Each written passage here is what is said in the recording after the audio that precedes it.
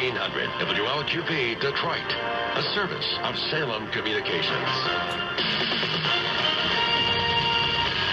With SRN News, I'm Gordon Griffin. The African man being treated for Ebola in Dallas is now listed in critical condition.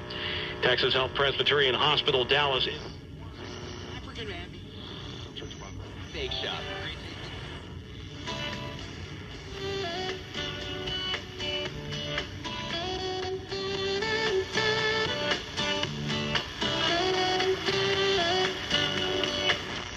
On the job and in the community. As you know, that in 2013, Grand Valley State was again named one of the best universities in the Midwest by the Princeton Review.